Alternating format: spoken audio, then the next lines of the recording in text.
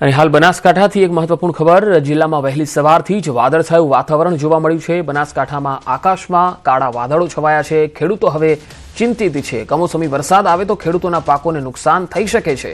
ઘઉં, રાયડો અને બટાકા, વરિયાળી આ પાકો બનાસકાંઠામાં ખેડૂતોએ વાવ્યા છે, તેમને નુકસાન જવાની ભીતિ છે। વાતાવરણના બદલાવથી ખેડૂતો ચિંતામાં મુકાઈ ગયા છે। વધુ માહિતી મેળવીએ બનાસકાંઠાથી સંવાદદાતા કિશોર તુવર જોડાયા છે। કિશોર, બનાસકાંઠામાં કયા કયા વિસ્તારોમાં વાતાવરણમાં પલટો છે? બનાસકાંઠા જિલ્લાના અમીરગઢ, પાનનપુર, ડીસા, ધાનેરા તેમજ દાંતીવાડા વિસ્તાર જે છે તે વિસ્તારની અંદર વહેલી સવારથી જ વાદળછાયું વાતાવરણ જોવા મળી રહ્યું છે।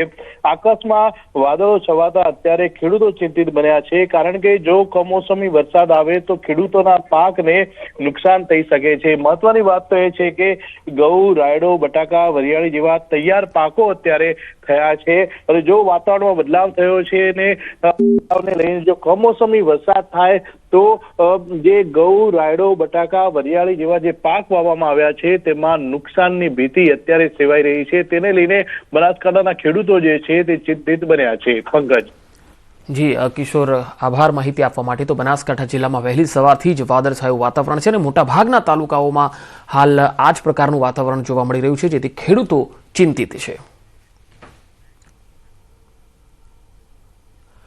એક તરફ ઉત્તર ભારતમાં પણ બરફવર્ષાનો માહોલ છે। જમ્મુ કાશ્મીરમાં ભારે બરફવર્ષા થઈ રહી છે। અનેક વિસ્તારો અને રસ્તાઓ છે જ્યાં બરફમાં ગરકાવ છે।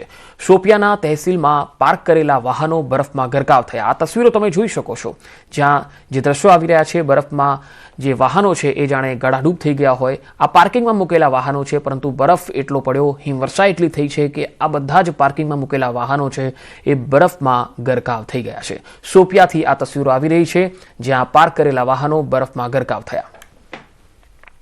તો જમ્મુ કાશ્મીરમાં 8 દિવસની ભારે હિમવર્ષા પછી શોપિયાના બજારો ફરીથી જીવંત થઈ ઉઠ્યા।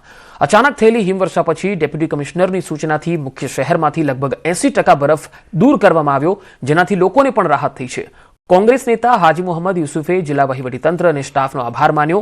આ સાથે તેમણે મ્યુનિસિપલ કાઉન્સિલરના કાર્યકારી અધિકારી સોહેલ અહેમદ પાસેથી તક मस्जिद विस्तारमांथी बरफ संपूर्णपणे दूर करवानी मांग करी। अब जब बर्फ आया आहिस्ता आहिस्ता क्लियर हो जाएगा इंशाअल्लाह रहमान।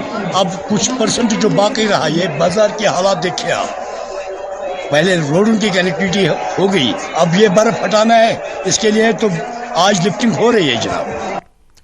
हिमाचल प्रदेशना शिमलाમાં ભારે હિમવર્ષા થઈ રહી છે। ડોડરાકવારમાં -6 ડિગ્રી તાપમાન નોંધાયું છે, જ્યાંથી તસવીરો આવી રહી છે। આવી ધ્રુજારી ઉપજાવી દે એવી ઠંડીમાં 4 ફૂટ જેટલા બરફના થર વચ્ચે પણ કર્મચારીઓ ફરજ બજાવતા નજરે પડે છે। રસ્તા હોય કે પહાડો, ચારે તરફ બરફના થર છે। વૃક્ષો પર જાણે લીલોતરી ગાયબ થઈ ગઈ હોય તેમ લાગે છે। વૃક્ષો પર પણ બરફના થર જામી ગયા છે।